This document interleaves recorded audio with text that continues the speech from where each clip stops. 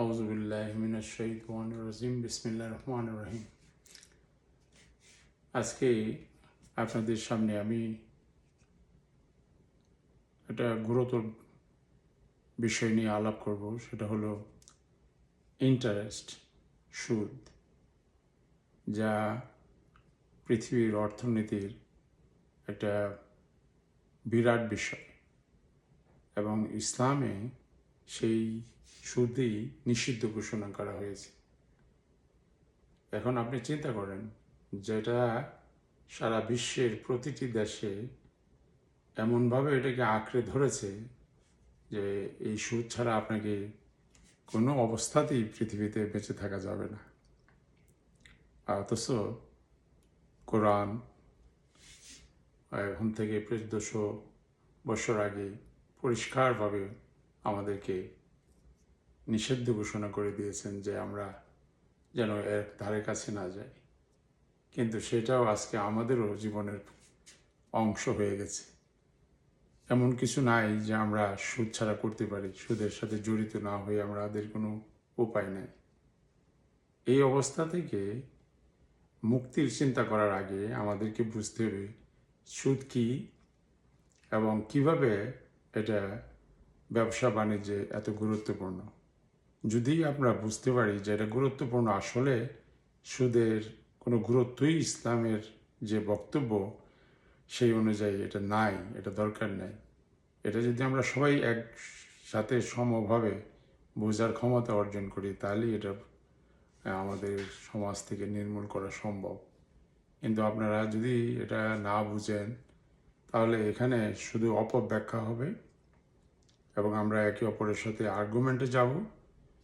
আমরা কোনোদিনও ইসলামের এই কমান্ডকে, এখন থেকে মনে করেন 200 বছর 300 বছর আগে আমরা যেরকম ছিলাম, সুদবিহীন সুদমুক্ত ইসলামিক সোসাইটি, খিলাফত ছিল, এই সব কিছুই আমরা ফিরে পাবো যদি আমরা এটা বুঝতে পারি। আর যদি আমরা এটা বুঝতে না পারি, তাহলে হয়তো আমাদের অনেক সমস্যা আছে সামনে। যেমন ধরেন,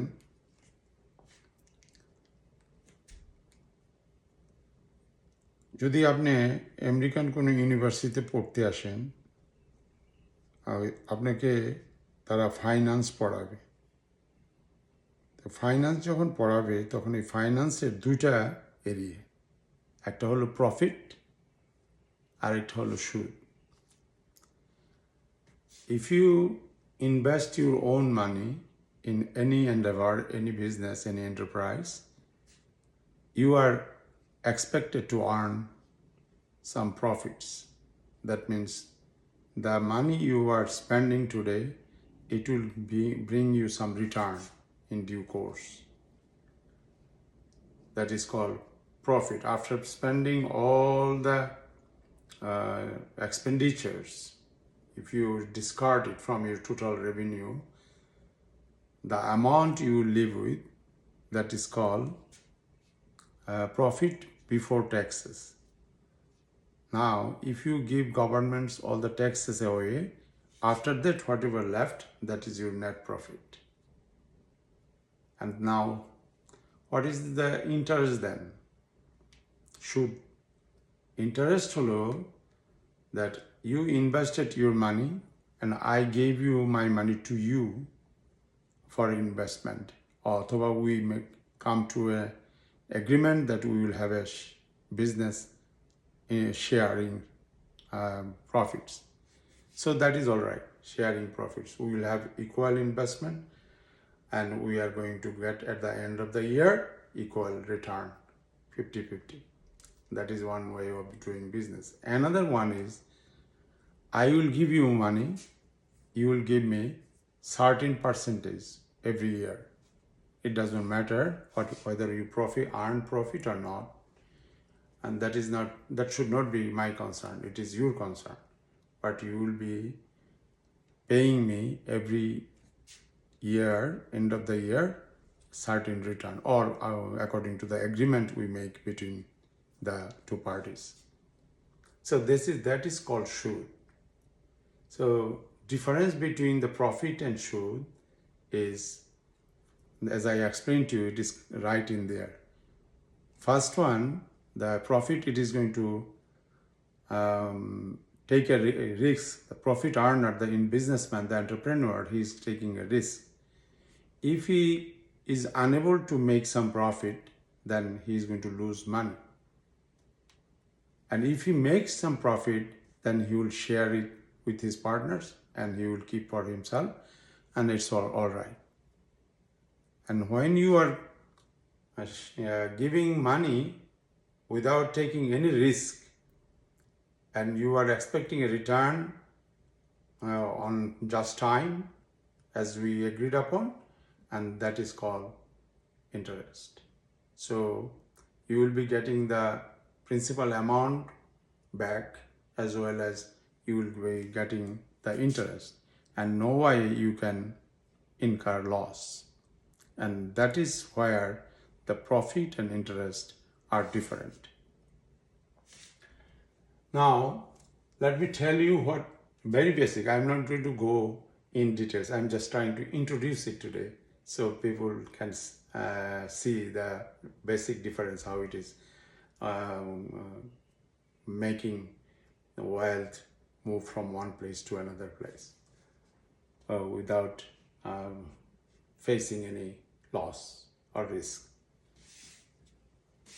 Suppose you have $1,100,000 of any currency. It doesn't matter. It could be any currency.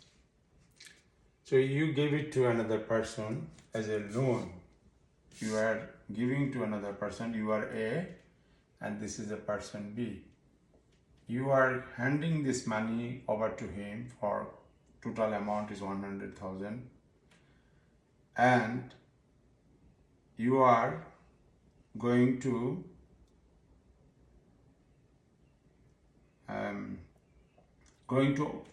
get some return annually. Let's say annually.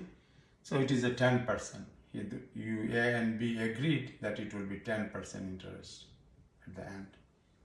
What it means that since you give 1,100,000 here, so 10% of 100,000 is almost 10,000. So at the end of the year, you will giving this man back B into 0.10, that is coming to 10,000. So you are giving man back 100,000 as well as 10,000.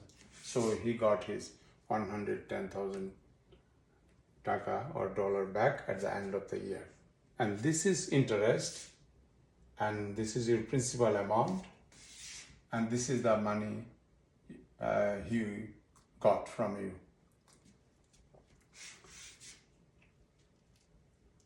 So very clearly you are seeing that this 10,000, if you do not pay, you are in agreement with him that he can take over some of your properties. If you do not pay the 100,000 on 10,000, any of this, he can take your all of property. Government will help him to get the money back. Government is supporting this interest person is lending the money, lender. So if you see that this is the person who will incur loss if he does not make money in the business and unable to pay that 10,000 and this principal. So that is why it is prohibited in Islam that one person will take risk and another person will not take risk. At the very basic premise of denying in Islam that you should not get involved with interest, that is the one. And if you go further, then you see how dangerous it is. Allah subhanahu wa ta'ala knows ahead of time that I am going to give them the money, I am going to ask them to use money for transactions, but some people will be there, they will you abuse the system in a way that can create a havoc on earth. And I don't want that to happen. So let us prohibit it completely. And all the religions came on this earth from Allah subhanahu wa ta'ala. Allah says, He Himself noted in the Quran that I gave all the religions and I gave people the books, and they are given proper instructions for their respective communities, respective areas to live how they should live. That instructions, it was a book of commands. But the final book, the Quran, is giving the final commands. And no other commands are coming. So what you can do, you have to follow this strictly. You cannot deviate from it by a margin at all. That's where the problem starts with Islam and the rest of the world.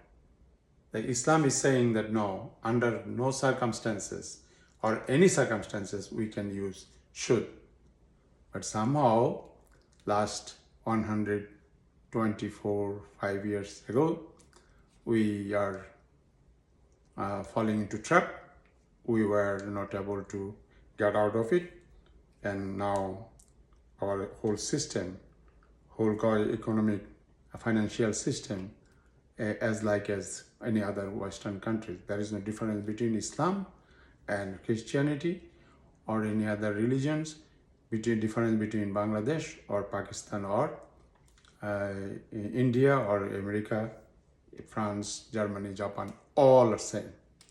So that means we are in a same diluted glass and we are drinking the same water, diluted water, and we are incurring sin. Sin is what? That this is it. You cannot allow in business one person to have all the money without taking any risks, and that is not allowed, permission. You have to work hard.